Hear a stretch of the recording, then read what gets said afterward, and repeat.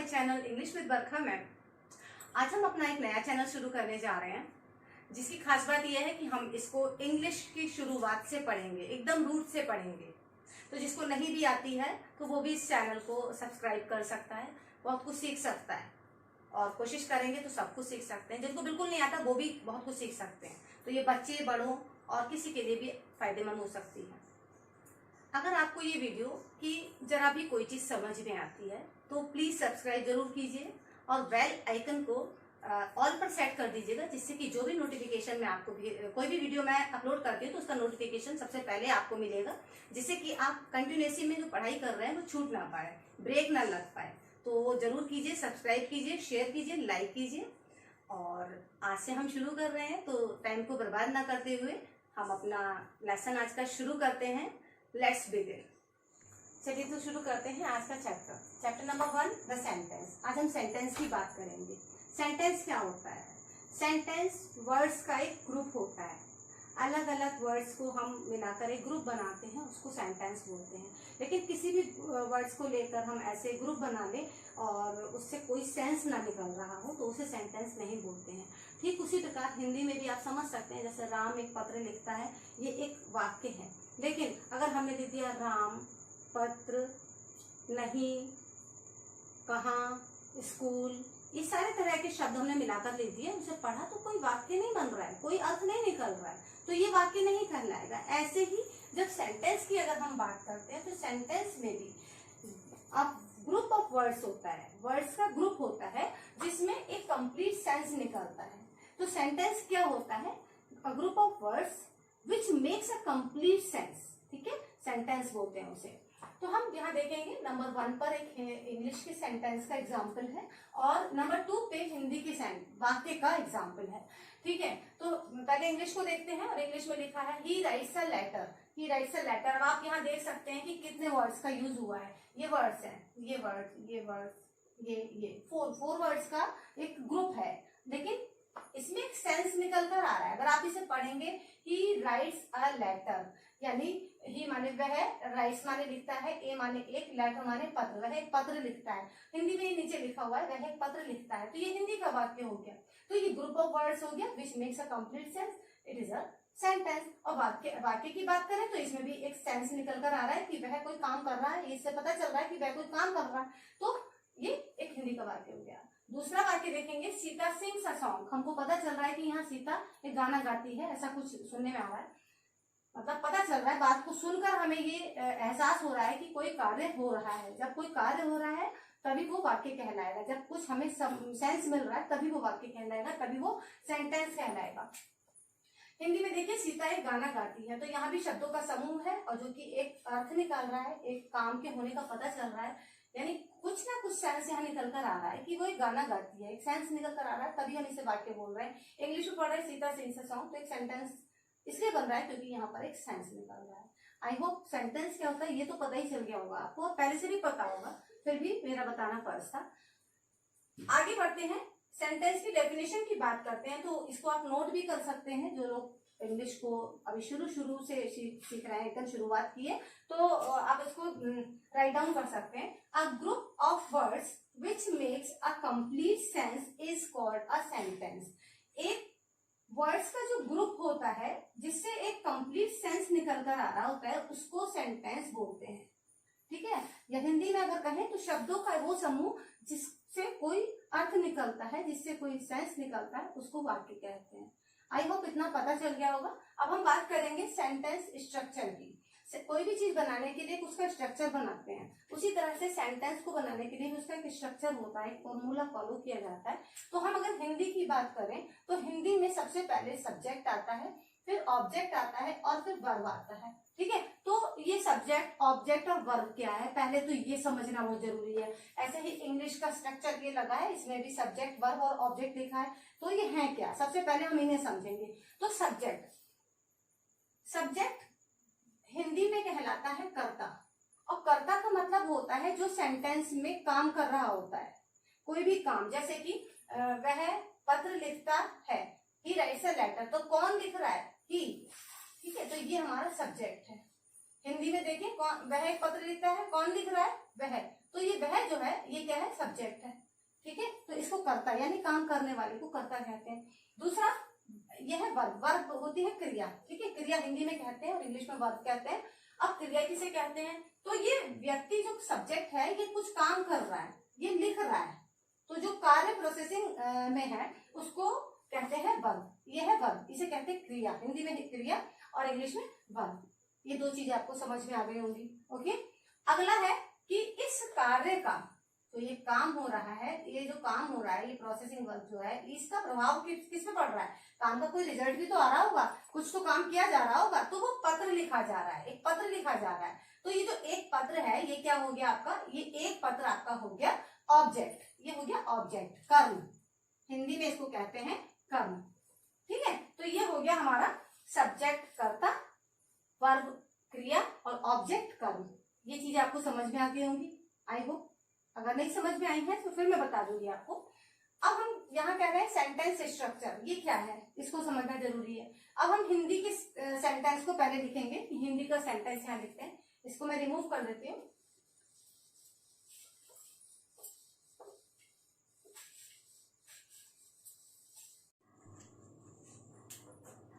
चलिए फिर हिंदी के स्ट्रक्चर से शुरू करते हैं।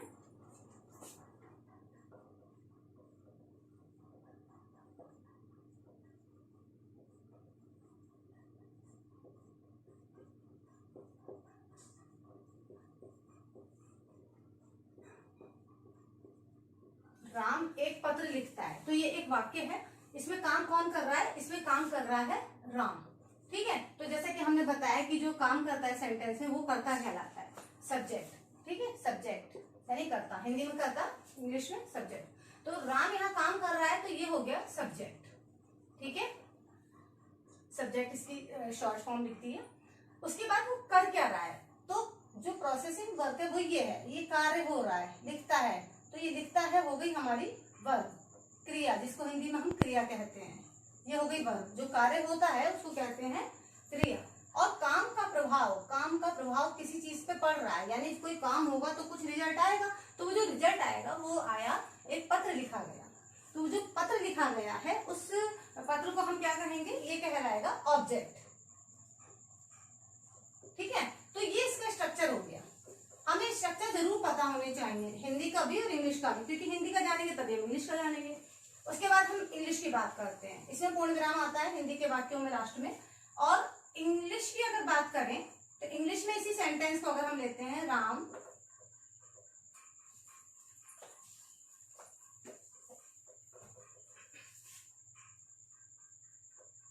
Rights a letter, Ram writes a letter, तो काम कौन कर रहा है, इसमें भी काम राम कर रहा है, तो राम हो गया सब्जेक्ट। ठीक है, उसके बाद क्या काम हो रहा है, लिखता है, तो राइट्स मीन्स होता है लिखता है, तो ये हमारी हो गई वर्ब, जैसे ये बताया था लिखता है वर्ब, तो राइट्स मान लिखता है, तो ये हो गई वर्ब।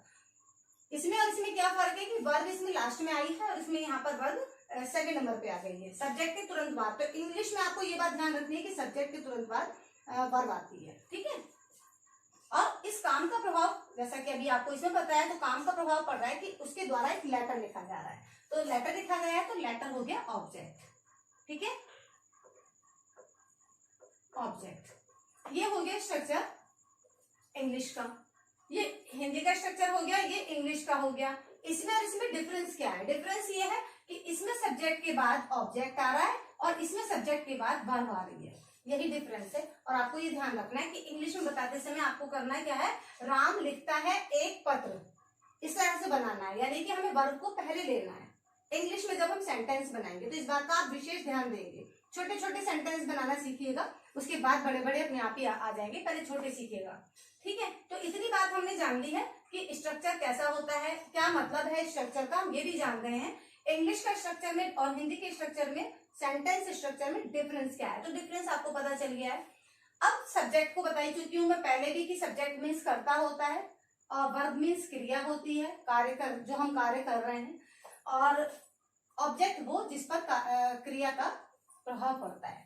ठीक है, इसको याद करना है, सपोज दोनों को याद करना है तो आप इसकी शॉर्ट फॉर्म भी बना सकते हैं, SOV, ये किसकी है, किसकी है, ये हिंदी की। ठीक है, उसके बाद SVO, ये किसकी है? इंग्लिश की। क्या है ये? सेंटेंस स्ट्रक्चर की शॉर्ट फॉर्म।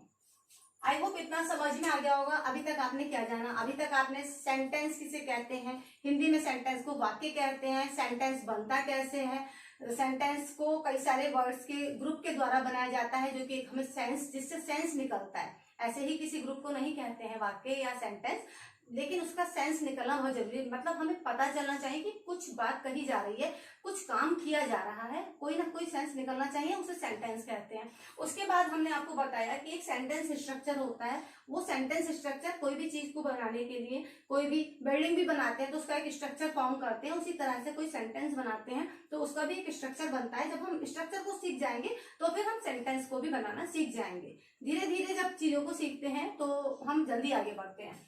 तो आई होप इतना समझ में आ गया होगा। अब हम आगे बढ़ते हैं। अब हम जानेंगे कि काइंड्स ऑफ सेंटेंसेस। सेंटेंस तो हमने जान लिया है, अब काइंड्स ऑफ सेंटेंसेस जानेंगे। सेंटेंस के कितने काइंड्स होते हैं, ठीक है। आप लोग मुझे कमेंट बॉक्स में जरूर लिखकर बताइएगा कि आपको ठीक समझ में आ रहा है कि नहीं आ रहा है, या मुझे और क्या सुधार करना चाहिए जिससे कि आप चीजों को और आसानी से समझ सकें। मैं कोशिश करूंगी कि आपकी बात को सुनकर उसको अप्लाई करने की कोशिश करूंगी। ओके, तो अब है kinds of sentences. Kinds of sentences, ठीक है। काइंड्स ऑफ सेंटेंसेस कितने प्रकार के होते हैं तो मैं आपको बता दूं, there are 4 kinds of sentences, ठीक है। नंबर 1, assertive और declarative sentence,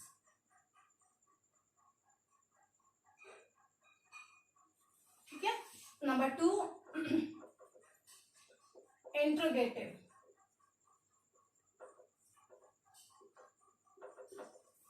sentence,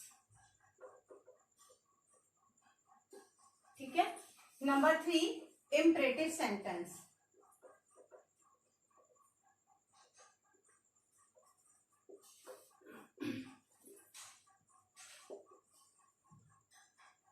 imperative sentence. और नंबर 4,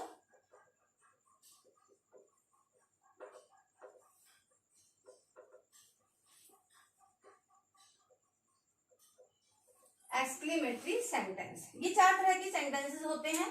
पहली चीज आपको ये याद करने होंगे कि सेंटेंस किसे कहते हैं और सेंटेंस का स्ट्रक्चर क्या होता है और सेंटेंस के काइंड्स कितने होते हैं, वो कितने प्रकार के होते हैं। ये चीज सबसे पहले आपको जाननी है, यहीं से इंग्लिश की शुरुआत होती है, ठीक है।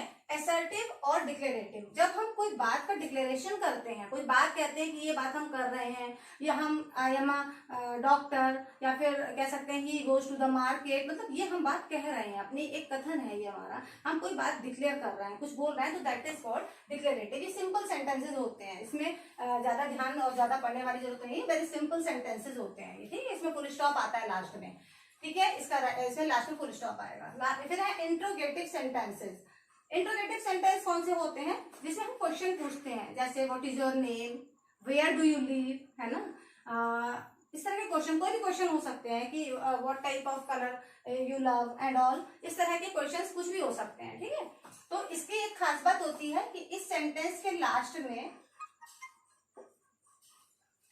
क्वेश्चन मार्क आता है। इस चीज का बहुत ध्यान रखना है, ये सेंटेंस गलत हो जाएगा अगर आपने ये, इसका सेंस बदल जाएगा अगर आपने क्वेश्चन मार्क नहीं लगाया तो इसका सेंस बदल जाएगा, ये इसकी प्रॉब्लम है, ठीक है। उसके बाद इम्परेटिव सेंटेंस।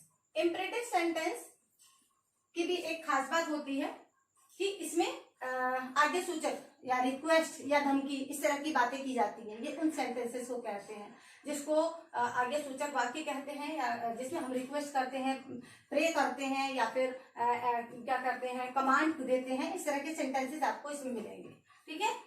ये कई बार फुल स्टॉप से भी होता है, कई बार इसका एक मार्क भी होता है, जो एक्सक्लेमेशन में यूज होता है वही मार्क इसमें भी लगता है।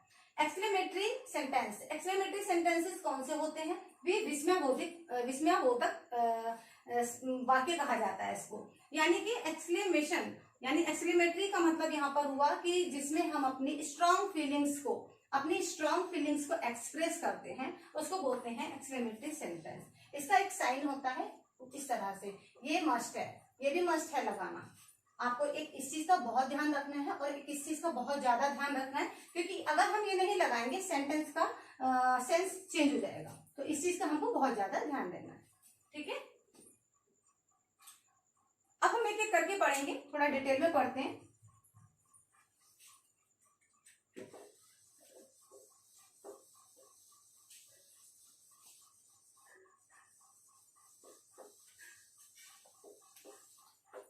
असर्टिव और डिक्लेरेटिव, इसकी डेफिनेशन नोट कर लीजिएगा। A statement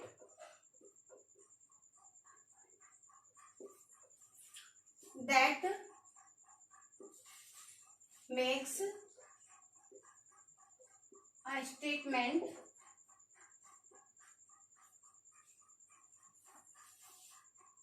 or that makes a statement or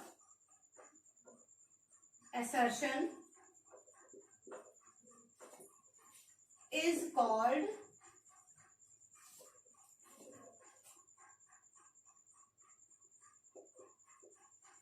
assertive or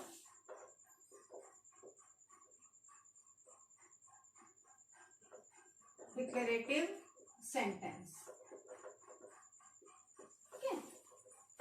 जिस स्टेटमेंट से कोई स्टेटमेंट पता चल रहा है, कोई बात कही हुई है, यह पता चल रहा है कि हमने कोई बात कही है, तो ऐसे में बहुत सिंपल से सेंटेंसेस होते हैं, जैसे आई am a boy, I am a boy, ठीक है। या फिर कह सकते हैं, फुल स्टॉप आएगा, ही इज अ डॉक्टर, ठीक है। या फिर दिस इज माई पेन, ठीक। या फिर ही राइट्स अ लेटर।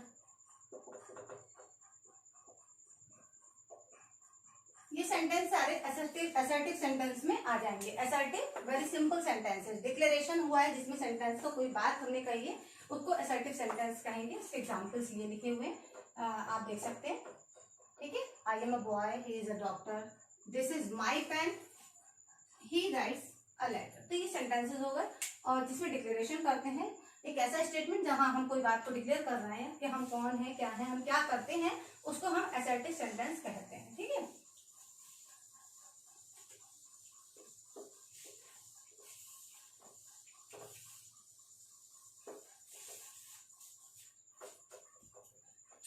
अब नंबर टू मैंने बताया था आपको क्या है, इंट्रोगेटिव, ठीक है। इंट्रोगेटिव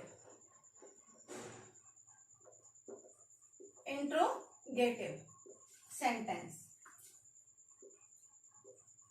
ठीक है। इंट्रोगेटिव सेंटेंस ये किसे कहते हैं, a statement that ask a question, ठीक है। A statement that ask a question is called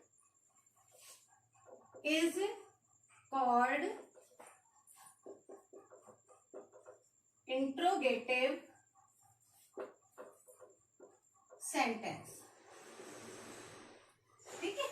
जिसमें क्वेश्चन पूछा गया है, a statement that asks a question is called interrogative sentence. और आपको बताया ही मैंने कि इसका एक साइन है, आपको ये याद रखना है। ये डेफिनेशन हो गई कि एक स्टेटमेंट जिससे ये जो हमसे पूछता है कोई सवाल, यानी जो कोई क्वेश्चन करता है, उसको हम इंट्रोगेटिव सेंटेंस कहते हैं। फॉर एग्जाम्पल,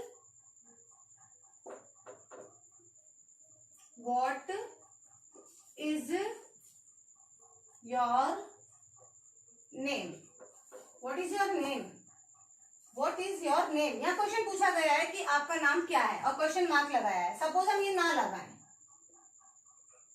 तो यहाँ पॉइंट लगा दे, तो ये क्वेश्चन इंट्रोगेटिव सेंटेंस नहीं कहलाएगा, ये अपना सेंस बदल देगा। इसके बारे में हम आगे बढ़ाएंगे आपको, ठीक है। अगर दूसरा एग्जाम्पल दे दीजिए, where do you live, where do you live, आप कहाँ रहते हो, ठीक है। तो ये सेंटेंसेस इंट्रोगेटिव सेंटेंसेस के एग्जाम्पल है, इंट्रोगेटिव सेंटेंस के एग्जाम्पल है। आगे बढ़ते हैं। आई होप आपको ये समझ में आ गया होगा। आप इसे नोट कर लीजिएगा, लर्न भी कीजिएगा। मीन्स याद नहीं करना है, समझना है, ठीक है।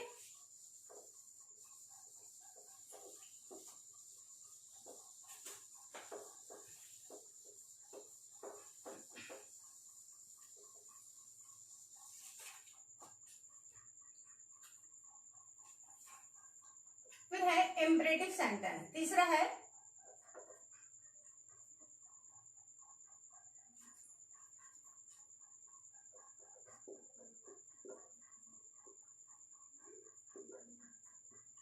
Imperative sentence. तो अगर हम इम्परेटिव सेंटेंस की बात करें तो मैंने आपको बताया था कि इसमें रिक्वेस्ट होगी, इसमें धमकी होगी, इसमें कमांड होगा, इस तरह की बातें होंगी। ठीक है, तो इसकी हम डेफिनेशन लिख देते हैं। A statement that express command,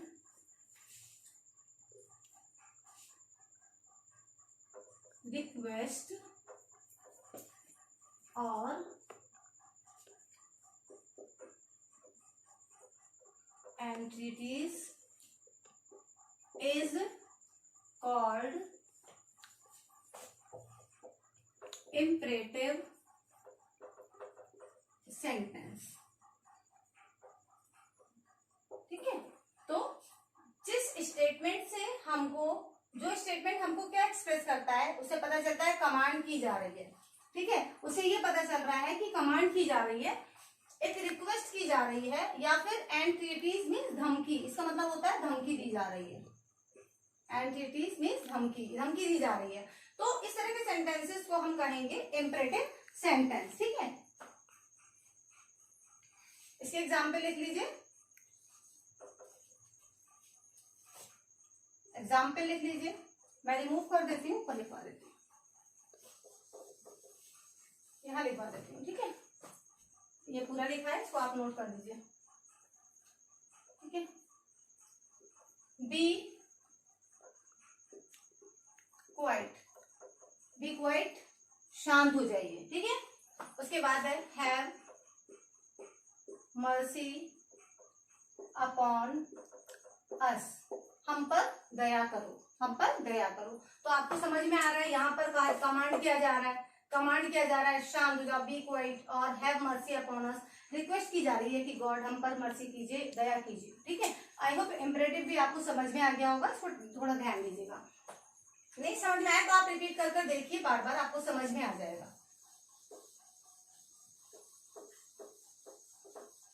इसके बाद हम फोर्थ वाले के ऊपर डिस्कस करते हैं, जो कि है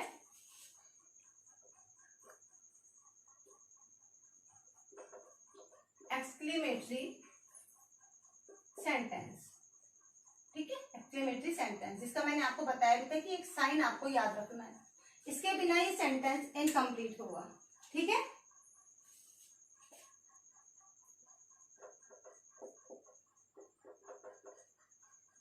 a statement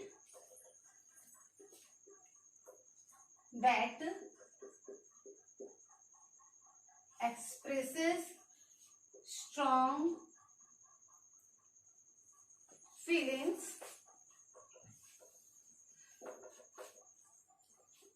is called exclamatory sentence। ठीक है, एक ऐसा स्टेटमेंट जो ये एक्सप्रेस करे कि आप कौन सी फीलिंग, कुछ आपकी स्ट्रॉन्ग फीलिंग्स एक्सप्रेस कर रहा है। जैसे आप बहुत ज्यादा खुश हैं, सपोज आपने मैच जीत लिया, आप कोई गेम खेल रहे हैं, आपने मैच जीत लिया, तो अचानक से एक हैप्पीनेस आएगी फेस पे, wow I won the match, है ना, ऐसा निकलेगा। तो वाओ के बाद हम ये लगाएंगे, ये एक्सक्लेमेटरी मार्क लगाएंगे, तो wow I won the match. इस तरह के सेंटेंसेस जो होंगे वो ये होंगे।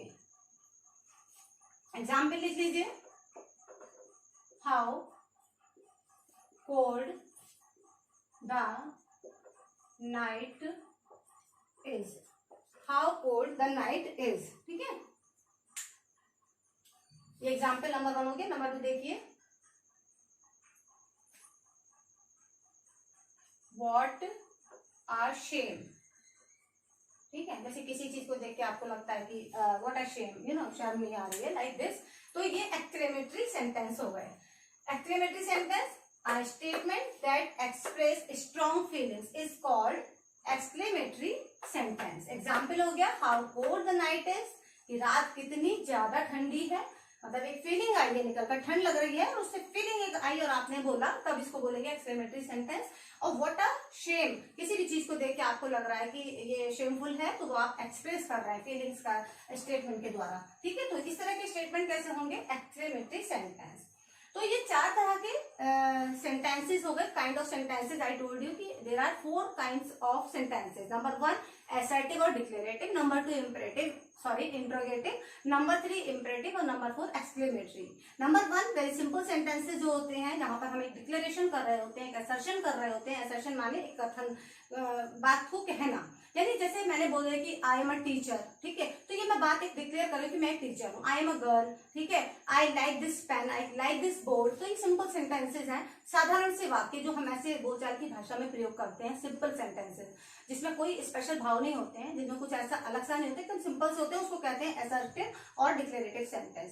दूसरे की बात अगर हम करें तो इंट्रोगेटिव। इंट्रोगेटिव बिल्कुल मत भूलिएगा, क्वेश्चन पूछा जाता है। इंट्रोगेटिव से क्वेश्चन याद रखिए, मैजिक वर्ड याद रखिए, इंट्रोगेटिव इक्वल टू क्वेश्चन, ठीक है। तो जिन स्टेटमेंट में क्वेश्चन पूछे जाता है, जिस स्टेटमेंट के द्वारा पता चल रहा है क्वेश्चन पूछा गया है, वो होगा इंट्रोगेटिव सेंटेंस, ठीक है। उसके बाद आपको क्वेश्चन मार्क जरूर लगाना है, इसे भूलिएगा मत लगाना। अगर ये नहीं लगाया तो वो सेंस अलग हो जाएगा, जो कि कई बार अलग सेंस में चला जाता है, वो अलग ग्रामेटिकल रूल आता है, वो आपको बाद में समझाएंगे कि वो क्या रूप ले लेगा, वो जब हम आगे क्लासेस लेंगे तब बताएंगे, ठीक है। तो ये जरूर लगाइए अगर आप इंट्रोगेटिव सेंटेंस को फाइंड आउट कर रहे हैं। तो सबसे पहले तो ये देख लीजिए जिसके लास्ट में ये लगा है, दैट इज इंट्रोगेटिव सेंटेंस, ठीक है। और उसके बाद आता है इम्परेटिव सेंटेंस। इम्परेटिव सेंटेंस वो होते हैं जो ये शो करते हैं जहां पर कमांड पता चल रहा है, रिक्वेस्ट पता चल रही है, या फिर एंटिटीज पता चल रही है, धमकी दे रहा है, या फिर कोई रिक्वेस्ट कर रहा है, या फिर कोई कमांड कर रहा है। इस तरह के सेंटेंसेस को हम इम्परेटिव सेंटेंसेस कहते हैं। I think it is clear. And the last one is exclamatory sentence, जहां पर अपनी स्ट्रॉन्ग फीलिंग्स को हम शो करते हैं। जैसे बोला कि मैं ये मैच हार गया, तो last I lost the match, right. तो अलास लिखा, अलास, ये इसके एक्सक्लेमेशन जो है एक्सक्लेमेशन शो कर रहा है, यानी एक्सक्लेमेटरी वर्ड्स भी होते हैं, वो जब पढ़ाएंगे आपको डिटेल में तब बताएंगे, ठीक है। तो जब आपको एडजेक्टिव है या फिर वर्ब है या फिर नाउन प्रोनाउन, जब पार्ट्स ऑफ स्पीच बताएंगे तो सब कुछ आपको बताएंगे। अभी आप सिर्फ इतना जाने कि कितने तरह के सेंटेंसेस होते हैं और सेंटेंस होता क्या है और सेंटेंस का स्ट्रक्चर क्या होता है। इस चीज को पहले अपने दिमाग पर बैठा लीजिए, इसके बाद ही आप कुछ आगे सीख सकते हैं। उम्मीद करती हूँ आपको सब समझ में आया होगा। और अगर कुछ नहीं भी समझ में आया है तो आप जरूर कमेंट बॉक्स में लिखिएगा कि क्या सुधार होने चाहिए, क्या इंप्रूवमेंट्स मैं कर सकती हूँ, और क्या मेरे पढ़ाने का जो तरीका है आपको समझ में आ रहा है कि नहीं आ रहा है। पसंद आए तो भी ठीक है, नहीं आए तो भी ठीक है, पर बताइएगा जरूर। पसंद आए तो भी बताइए कि हाँ ठीक है, अच्छा है, और अगर नहीं है तो भी बताइएगा। और एक चीज मत भूलिएगा कि इस वीडियो को अगर थोड़ा भी ठीक लग रहा है आपको तो इस वीडियो को लाइक कीजिए, शेयर कीजिए और सब्सक्राइब जरूर कर दीजिएगा। और जो बेल आइकन बटन होता है उसको आप ऑल पर सेट कर दीजिएगा, जिससे कि सारी की सारी वीडियो जैसे ही हम अपलोड करेंगे सबसे पहले आपको देखने को मिलेगी, जिससे आपकी जो एक स्टडी चल रही है, कंटिन्यू स्टडी चल रही है, इसमें कोई ब्रेक नहीं रहेगा। चैप्टर नंबर 1, फिर चैप्टर नंबर 2, चैप्टर नंबर 3, इस तरह से आप पढ़ते चले जाइए, आपको खुद ही नहीं पता चलेगा आप कब सारी चीजें सीख गए। बस रिविजन करते रहिएगा, नोट्स बनाइएगा, रिविजन इज मस्ट। यहाँ मैंने थोड़े थोड़े सेंटेंसेस बताए, आप थोड़े ज्यादा सेंटेंसेस के द्वारा अपनी एक्सरसाइजेस देखिए, असर्टिव सेंटेंसेस कौन कौन से होते हैं, इंट्रोगेटिव कैसे होते हैं, थोड़े लिखिए। डायरी में जब नोट बनाइएगा तो सारे सेंटेंस के एग्जाम्पल कम से कम 10 लिखिएगा, ठीक है। क्योंकि जब लिखते हैं और पढ़ते हैं तो तभी हमें आता है, खाली हम वीडियो देख के छोड़ दें और हो गया, ऐसा नहीं होता है। रिवीजन इज मस्ट, और रिवीजन से जो होती है हमारी मेमोरी हमेशा स्ट्रांग रहती है, हमारी नॉलेज इंप्रूव होती रहती है। तो रिवीजन जरूर करते रहिएगा। तो चैनल को सब्सक्राइब करना मत भूलिएगा, शेयर करना मत भूलिएगा, लाइक करना भी मत भूलिएगा। Thank you so much.